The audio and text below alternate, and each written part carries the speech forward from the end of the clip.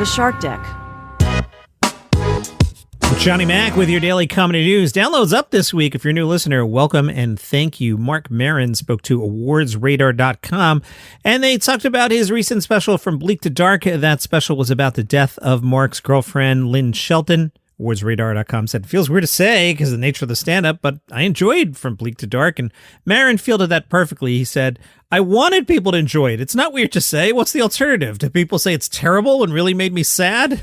They asked Marc if having the special on HBO as opposed to, say, Netflix made it special. Maron said it really did, actually. Despite what anybody says, I think the Netflix model has done more damage than good in terms of quality and stand-up in a way that there are many things on there that you can't find. I did 2 or 3 specials for Netflix. Within a week, it becomes difficult to find something on that platform. Whatever the algorithm honors is who gets the big cash and who's put in a position to do more and more specials no matter the quality.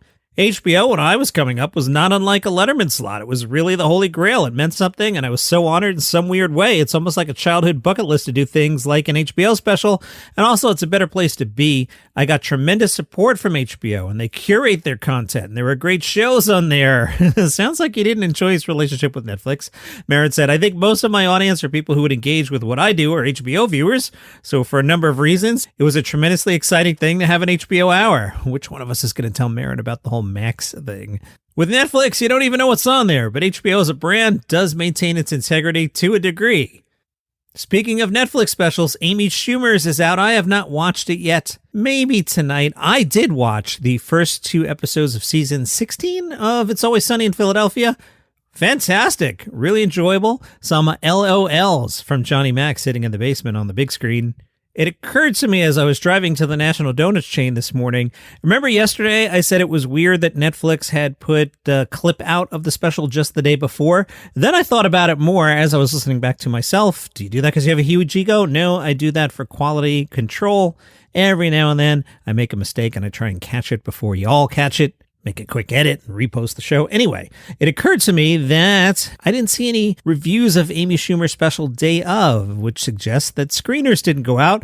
And that makes me curious because usually when they're excited about something, they put it in front of everybody. For example, Paramount Plus is very excited about the upcoming season of Star Trek Strange New Worlds, and I've only seen great reviews for that. But I didn't see anything about Amy in advance, and that's weird. Anyway, it's out now, so USA Today watched it and said, Amy Schumer isn't here to make friends in her Netflix special. I guess I should put out a spoilers warning here. USA Today writes, spoilers, in emergency contact. The comic declares her liposuction to be the laziest thing she's ever done. She makes fun of herself for stuffing her face with fillers and turning to a laser treatment that rendered her skin blood red, only to look exactly the same.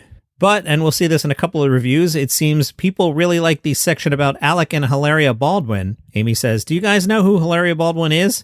I'm saying it wrong. I'm sorry. And then says the woman's name in a Spanish accent.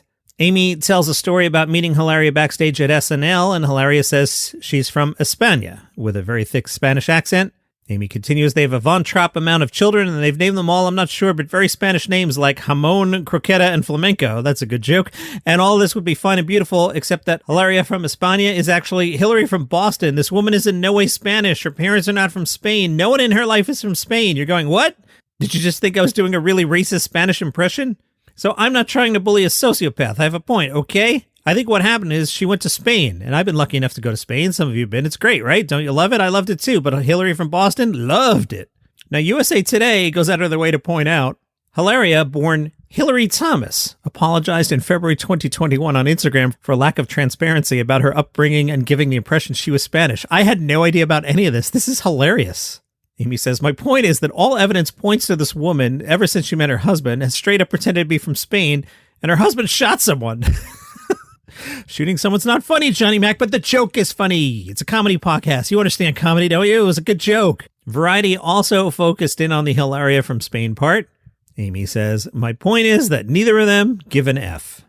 Amy then talked about the joke she was not allowed to make during the Oscars. Amy says, I want to preface these Oscar jokes by saying that my lawyer said not to say these. Don't tell anybody, don't get mad at me. Don't Look Up is the name of a movie? More like Don't Look Down the Barrel of Alec Baldwin's Shotgun. That is a hack joke, Amy. Wow, that's not good. That should be cut for being terrible. Hack, hack, hack, hack, hack. The Daily Beast writes, Amy Schumer mocks the idea that it's dangerous to be a comedian right now. Amy jokes, when they ask me, I'm like, yes, I'm on the front lines every night. My people are like me. We're tired. Nobody's tackling anybody. We're all too tired.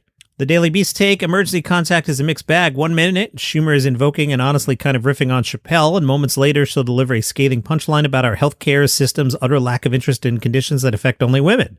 Schumer's brash charisma shines through each knowing grin and comical pout, like the one she puts on as she mimics a man who doesn't want to swallow a pill, similarly to John Mulaney, who opened his most recent Netflix special by picking out a young audience member, blah, blah, blah. Schumer selects a 27-year-old named Libby, who she'll occasionally tease with the horrors of aging. At the same time, some of Schumer's material can feel dated, either spiritually or as a cultural reference. For instance, viewers arrive at the Chappelle discussion through a story about Schumer's visit to the home of a secret blind millionaire, meaning he's blind, but as somebody explained to Schumer, everyone around him acts like it's not happening.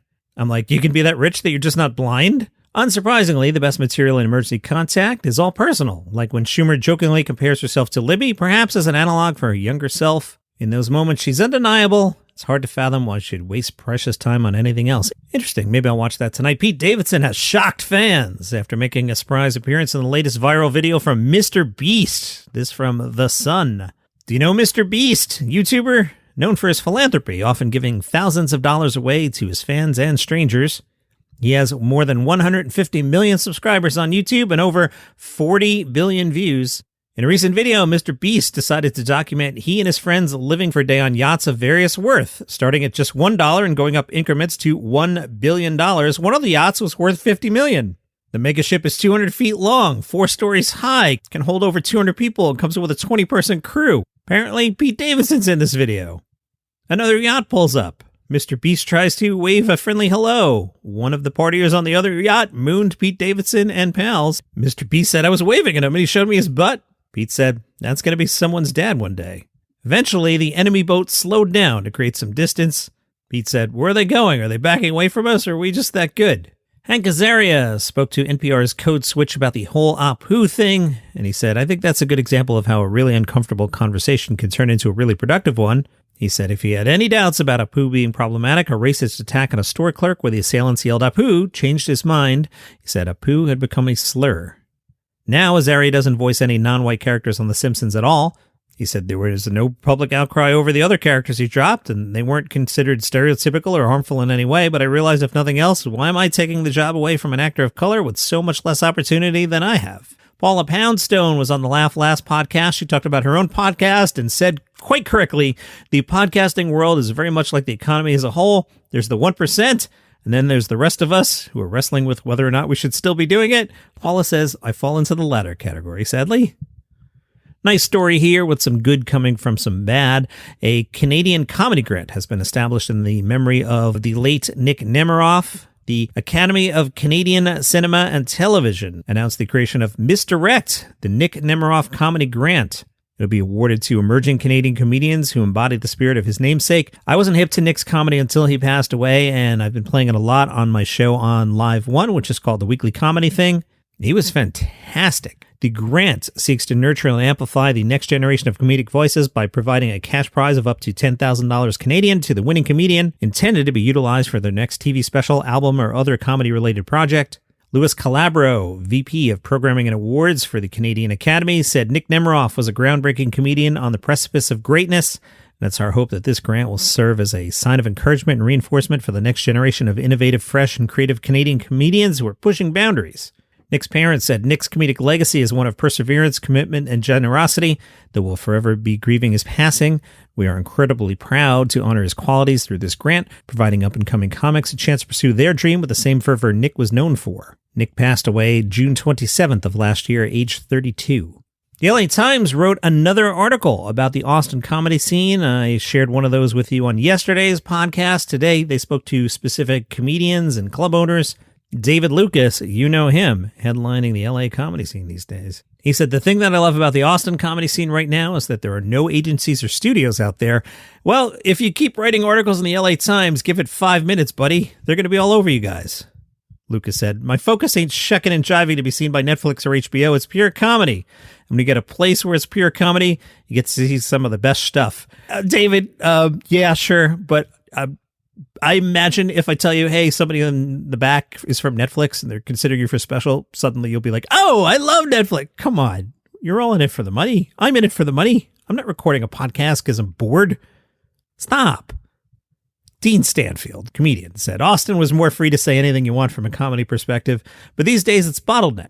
Used to be you could get away with saying anything because there's nothing to lose. No one's careers were on the line. But now there's more people coming in, so there's more pressure. Like if you say something wrong, what was the start of your career could end just as easily. It's still a lot more free than LA's comedy scene, I think.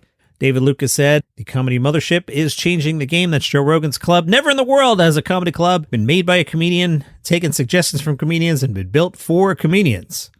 The comedy mothership even offers comedians health care. Joe Rogan made this club so the comedians can work in town and pay their rent and take care of their business. When you start working at the comedy mothership, it's like, damn, is this what fairness looks like?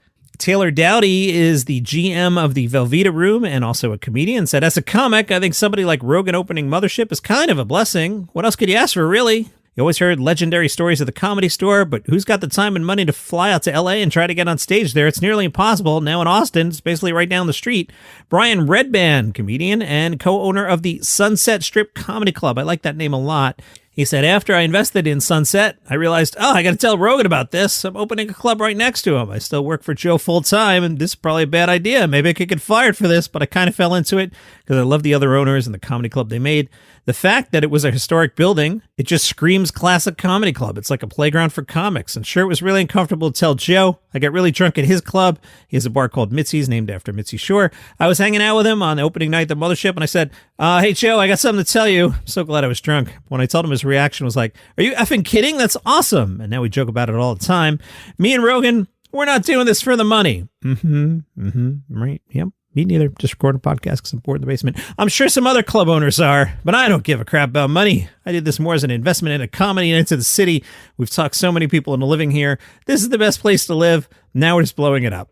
Comedian Bach Zumanigui said, I personally don't see the growth of the Austin comedy scene as a bad thing, especially because Cap City Comedy Club is not the only gatekeeper anymore. Before, as a comedian, if you had a beef with Cap City, then you weren't doing Moon Tower Comedy Festival, which the club is affiliated with. And when South by Southwest came up with its own comedy conference, you had to pick either Moon Tower or South by. As a comic, you couldn't perform at both. So coming out of the pandemic, you have a booming scene where you have a lot of new people running things. So comedians took it upon themselves to run their own shows. The industry here is now run by comics, and there's more stage time for everybody. It's like a big high school, but at least it's decentralized. And as we learned today, nobody's doing this for the money. No one. Me neither. So, you know what? Don't follow the show. Don't download it. Don't follow me on Apple. Don't follow on Spotify. If you're on YouTube, don't smash the like button. We're all just in this for the fun and the love of comedy. Nobody's trying to make a buck, really. See you tomorrow.